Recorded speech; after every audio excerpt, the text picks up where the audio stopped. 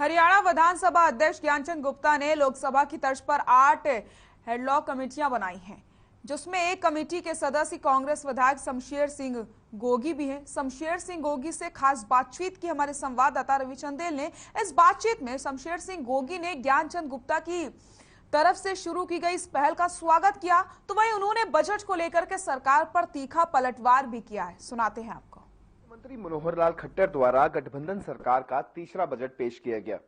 Budget पेश करने के बाद से लगातार आरोप प्रत्यारोप का सिलसिला जारी है। इसी बीच हरियाणा विधानसभा के स्पीकर ज्ञानचंद गुप्ता द्वारा लोकसभा की तर्ज पर 8 एडहॉक कमेटियां अलग अलग विषयों पर बनाई गई हैं। ये एडहॉक कमेटियां एनालाइज करके और अपने सुझाव जो हैं वो सरकार को देंगी। इसी पर चर्चा करने के लिए हमारे साथ इस समय मौजूद हैं कांग्रेस के विधायक शमशेर सिंह गोगी। सर, किस तरीके से देखते हैं पहला कदम उठाया गया है हरियाणा विधानसभा द्वारा, एडहॉक कमेटियां बनाई गई हैं, आप किस कमेटी के मेंबर हैं और किस तरीके से एक कमेटियां जो हैं वो कारगर साबित होंगी? देखो, 8 कमेटियां बनी हैं। कमेटी नंबर 2 जो है उसका मैं मेंबर हूं और ये एक अच्छी शुरुआत है। हम तो देखो पहली बार ही बने हैं और ये कमेटियां भी पहली बार बनी हैं। इसमें हमारे को सीखने को भी मिलेगा और कुछ सुझाव जो चीजें हमारी नॉलेज में आएंगी वो देंगे। और मेरे हिसाब से अगर पहली बार इसका ज्यादा फायदा नहीं हुआ तो नेक्स्ट ईयर से इसका बहुत ज्यादा फायदा होगा। और इसके तो स्पीकर साहब ने अच्छा एक इनिशिएटिव लिया है, बधाई के पात्र है वो इसके लिए। जी सर, किस तरीके से देखते हैं अब कमेटियों का गठन हुआ था उसके अंदर जो है वो पिछले वर्ष जो बजट एलोकेट किया गया था उसकी भी जो है वो तुलना की जाती है। किस तरीके से देखते हैं कि लास्ट ईयर जो बजट पेश किया गया था क्या उसका कंप्लीट रूप से यूटिलाइजेशन हुआ, नहीं हुआ? देखो, जो पीछे हुआ उसमें बहुत सारा पैसा तो इन्होंने यूटिलाइज ही नहीं किया। सबसे कम पैसा जो यूटिलाइज हुआ वो पंचायती राज में हुआ। अब के बजट में पिछले वाले की कुछ रेपिटेशन भी है। खास करके जो किसानों को ट्यूबवेल के कनेक्शन देने हैं बिजली के, उसके अंदर मैंने देखा, मैंने ये मुद्दा भी उठाया था गवर्नर एड्रेस को। जब मैंने जवाब दिया तो मैंने कहा था कि पिछले साल ये फैसला हुआ था कि 31 दिसंबर 2018 तक जो अप्लाइड है कनेक्शन वो लागू कर दिए जाएंगे।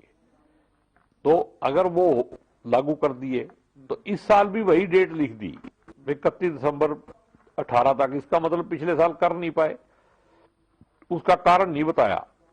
चाहिए ये था कि मैंने ये डिमांड की थी, भाई अब की बार 31 दिसंबर 2020 तक करो। लोगों ने बहुत सारे पैसे इन्वेस्ट होते हैं इसमें, खर्चा जो है लोगों का हो जाता है, तो वो बेचारे अगर ट्यूबवेल ही नहीं चलेगा, बिजली नहीं मिलेगी तो खेती कैसे होगी? तो उसको जल्दी करना चाहिए। इसको इनिशिएटिव जो है सरकार को प्रायोरिटी पे लेना चाहिए। सर, बजट पेश करने से पहले अपने सदन के पटल पर जो है अपने हलके के कुछ एक मांगे जो है रखी गई थी, किस तरीके से देखते हैं अब जब बजट सामने आ चुका है कि आपके हलके की मांगों को जो है वो उसके अंदर इंक्लूड किया गया, क्या कुछ रहा? देखो, मेरे हलके में मेरा जो एक ही सवाल लगा था, मैंने बहुत सारे सवाल लगाए थे। एक सवाल लगा था कि हॉस्पिटल असंध के अंदर 100 बेड का बनाया जाए और ट्रामा सेंटर दिया जाए, वो सरकार ने मान लिया है। एक CHC बनानी थी जूनले में, उस पर अभी वो कह रहे हैं कि कोई हम विचार नहीं कर रहे हैं, जबकि नेशनल हाईवे पे बनाई जानी चाहिए। और भी बहुत सारे सवाल हैं, अब अगले उसमें आएंगे। जैसे डिस्ट्रिक्ट बनाने का है, असंध म्यूनिसिपल कमेटी को काउंसिल बनाने का है, अनऑथराइज कॉलोनियां हैं उनको करने का, एक ESI के लोगों को ऐसी व्यवस्था होनी चाहिए। ESI हॉस्पिटल में गरीब लोगों से जुड़ी हुई व्यवस्था है, भी वहां स्टाफ भी हो, डॉक्टर भी हो और दवाइयां भी हो। तो ये सारी मैंने लगाई थी। और भी छोटे छोटे कई सवाल हैं और ये हल्के की आवाज मैंने और भी उठाई बहुत सारी चीजों पे। मेरे यहाँ सब डिपू बना हुआ है, 1 साल से चालू नहीं हुआ, उसको चालू करना चाहिए। आंगनवाड़ी वालों को जो उनसे जबान की हुई है, जो वादा किया है, उसको पूरा करना चाहिए। तो बहुत सारी बातें टाइम चलती रहती। सर, किस तरीके से देखते हैं बजट पेश हो चुका है, अब किस तरीके से देखते हैं? सत्ता पक्ष कहता है कि सर्वांगीण विकास के लिए जो है ये बजट पेश किया गया है, तो वहीं दूसरी ओर अगर विपक्ष की बात करें तो उनका कहना है कि आगे दौड़ो पीछे छोड़ो नारे को जो है साबित कर रहा है ये बजट। देखो, ये लफ्जों का जाल बुनते, ऐसे ऐसे लफ्ज लाएंगे हिंदी के निकाल के कि लोग उसमें उलझ के रह जाएं। सच्चाई में जो ग्राउंड पे कुछ होता नहीं है। लोन जो है पिछले 7 साल में इतना बढ़ गया पहले से, मतलब कई गुना ज्यादा। जितना हरियाणा बनने के बाद 2014 तक नहीं बढ़ लोन था, उससे कई गुना ज्यादा लोन इन्होंने ले लिया। लगाया कहाँ, डेवलपमेंट कहाँ हुई है, वो भी दिखानी चाहिए। और जब बजट पेश किया है तो पिछले बजट का भी एक ब्यौरा आना चाहिए कि ये पिछला बजट था, उसमें इतनी अलॉटमेंट हुई थी और इतने काम हो गए, इतने रह गए, वो भी बताने चाहिए। लेकिन एक किताब पढ़ देते हैं बस, 2.5 घंटे पढ़े मुख्यमंत्री जी। बड़ी हिम्मत है कि इस उम्र में 2.5 घंटे खड़े होके 2-4 बार पानी पी के उन्होंने सारा बजट पढ़ दिया। अच्छी बात है, परमात्मा उनकी सेहत जो है और अच्छी करे। लेकिन ये भी बताना चाहिए था कि पिछली बार जो बजट पेश किया था उसमें क्या हुआ और क्या नहीं हुआ, और जो नहीं हुआ क्यों नहीं हुआ।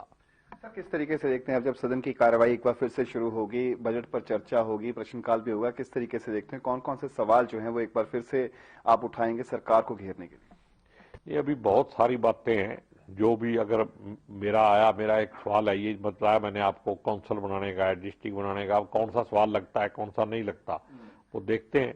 उसी हिसाब से हम जो भी करेंगे आपके सामने आ जाएगा। पूरे जोर शोर से विरोध करेंगे। बहुत बहुत शुक्रिया। तो ये थे हमारे साथ कांग्रेस के विधायक शमशेर सिंह गोगी। उन्होंने साफ लफ्जों में कहा कि विधानसभा स्पीकर ज्ञानचंद गुप्ता द्वारा जो एडहॉक कमेटियों का गठन किया गया है, इससे विधायकों को और खास तौर पर प्रदेश की जनता को खासा फायदा पहुंचेगा, क्योंकि इसके जुड़ने के बाद से हमें जो है बजट के प्रारूप को समझने में बहुत फायदा मिल रहा है। साथ ही उन्होंने कहा कि जिस तरीके का बजट जो है मनोहर सरकार ने पेश किया है, ये कहीं भी जनहितैषी बजट नहीं लग रहा है। चंडीगढ़ से हर खबर हरियाणा के लिए रवि चंदेल के साथ कैमरा पर्सन किशन की खबर है।